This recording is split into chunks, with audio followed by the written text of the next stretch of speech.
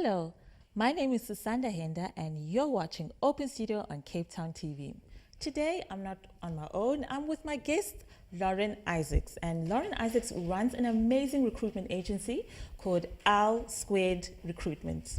Hi and welcome to the show. Thank you very much, Susanda. How are you doing today? I'm good. Thank you for having me. All right. Can you tell us a bit, more about your recruitment agency? Okay, so Our Square Recruitment was established in 2017.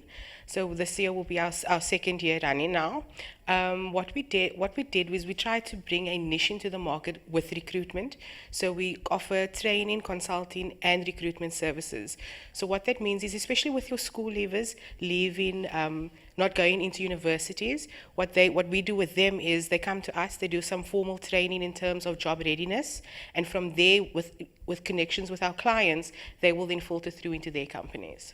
What a relevant company. But this is not particularly, what we're talking about. We're actually going to be talking about something really, really serious, which pertains to job scams. Yes. In highlight of recent reports where there was, a Facebook pest approaching women, and he actually made them his sexual assault victims.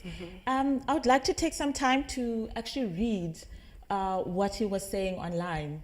And then we can just chat about it, a bit more from there. So basically, there have been reports of a job scam, as I said to Lauren, of a Facebook pest who has been luring innocent women to, take up his job offers. And this is what it said.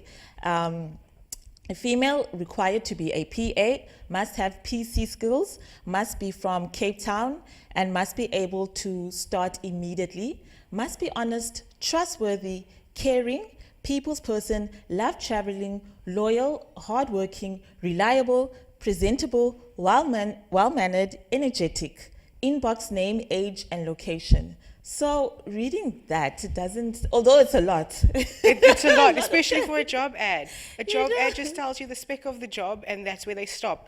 When you go into the description of the job ad that you are applying for, there you will find the relevant details that he just placed in the original ad altogether. This is so scary because just looking at this Facebook post, I don't really see anything wrong. And already, as you were saying, you're picking up things that there's no relevant information such as the job spec.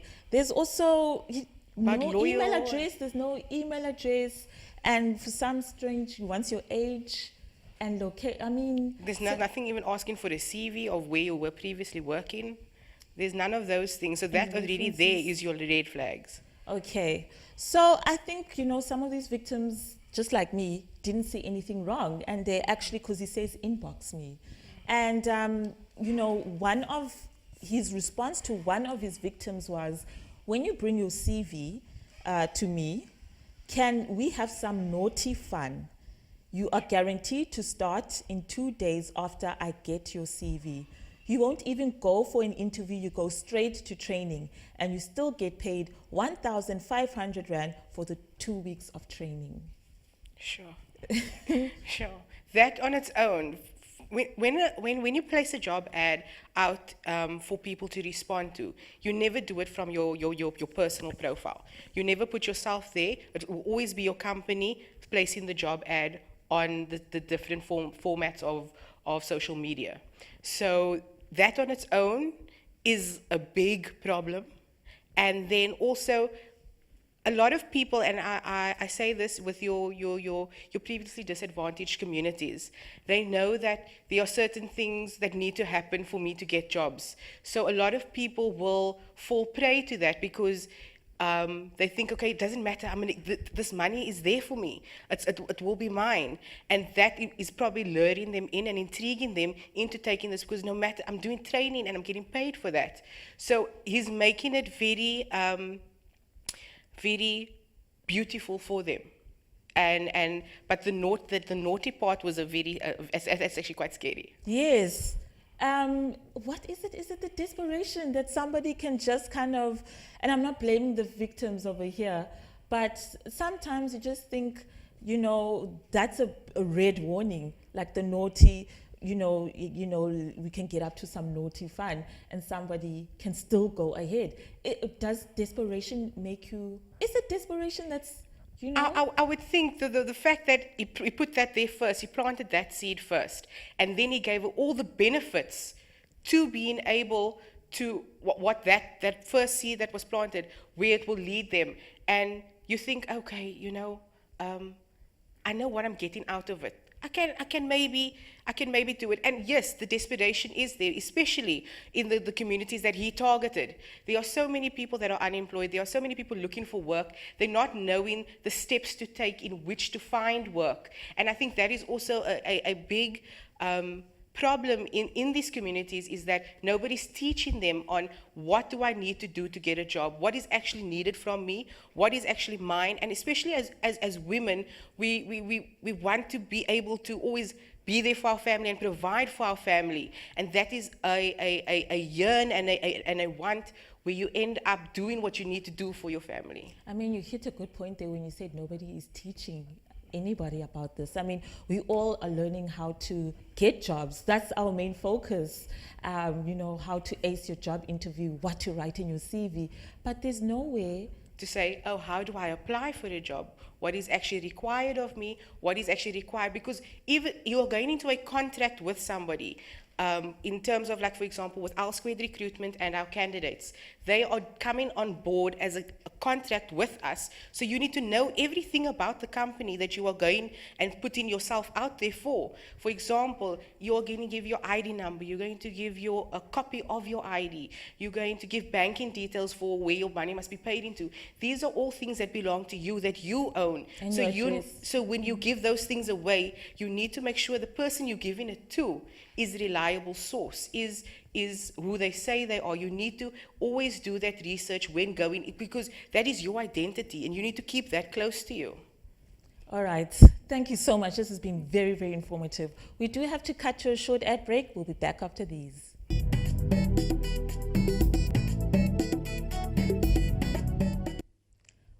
Welcome back. You're on Open Studio. I'm Sasanda, and we're chatting to Lauren about job scams and the safety, around applying and looking for work. Yeah. I mean, the first segment, we opened up the conversation, quite a scary picture was, but at least we learned kind of what to look for. Do you just quickly want to summarize again, what are the warning signs that we should look for that something is not okay? So obviously your first warning signs is when you're seeing the job advertisement. It will be very brief. It will just tell you the spec of the job. And because what we are looking for is we're just wanting to know, this is the job, do you want it? That is the first thing. Once you apply for the job, you'll then receive your job spec from that point on, saying, okay, this is the type of work that we are looking for, this is the skills that are needed, this is the type of person that is needed, and then from there you will be requested for your CV and then an interview thereafter.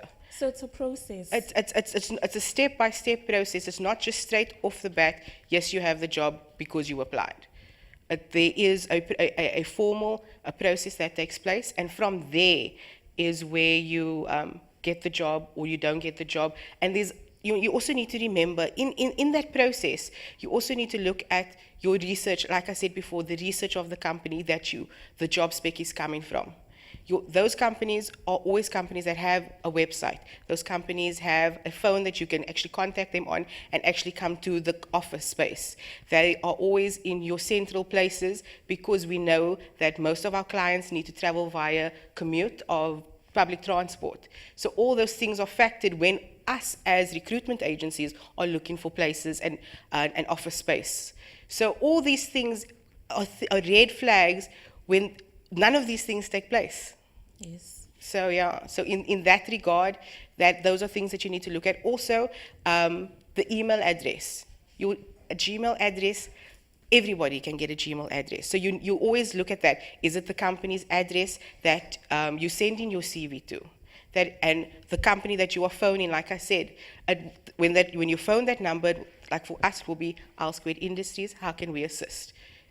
All those things, you need to make sure that you are sending it to the right person. Yes. I mean, I hear you. It's very important to do the bit of research, check on the website, I suppose, actually go to the actual office space Yes, before. and even so, in going to the office space, if you are not comfortable in going alone, there's no problem in bringing your friend with. There's a waiting area. Your friend is able to sit there with you.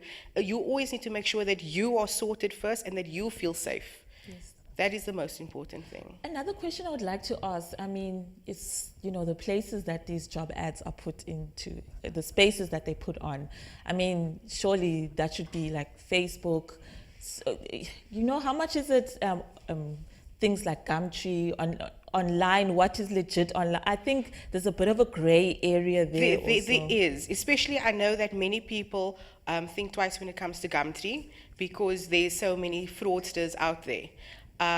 So many a times you will see on Gumtree, it will say the company. If the company will give their, because they normally say, we'll place the ad, then the company's name will be there. Then you go and research that company to make sure it is a legitimate company, to make sure that also you go into that place when you go for your interview.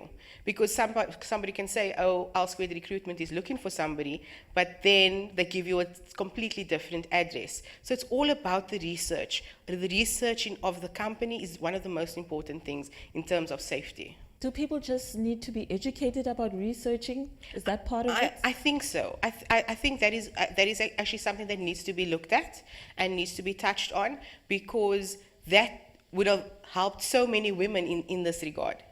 Okay. So, say for example, now you've gone for, you know, for an interview, or you've experienced a scam.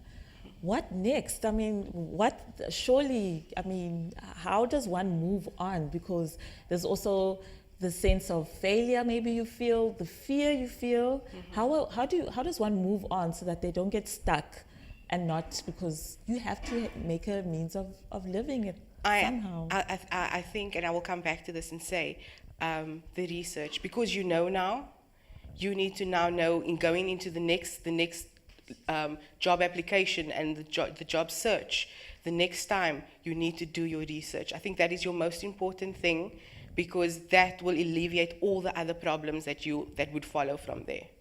Have you actually come across anybody that has experienced such a thing? Maybe clients that have come to you because, you know, they've unfortunately been a part of this situation. And what was that like? Or what stories, you know, if you have come across clients, what stories have they told you and how did you assist them?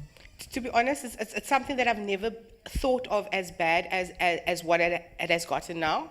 I can say personally for myself, when I was younger looking for that job, you know, then your father would say to you, Lauren, look here, I see here the hospital's looking for people. Don't you think you should send your CV? And I say, Dad, if you look at the bottom, it gives you HTTP XYZ and it gives you a few numbers. I said, that's a scam.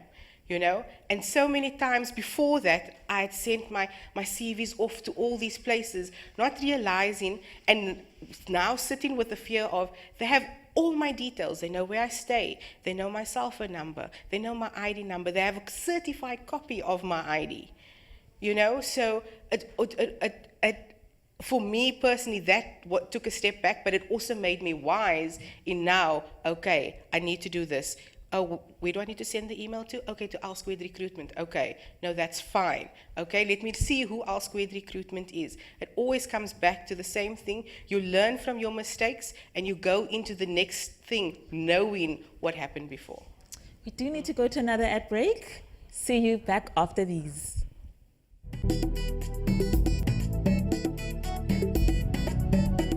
We're back on Open Studio and we're chatting about job scams. So before the break, I mean, you touched on a very important point. You said how you'd see, you know, recruiters wanting people to work in hospitals. And then a question came about from that. A lot of the time, they're using reputable company names or government, which is scary, but this is what's happening. What do you have to say on that?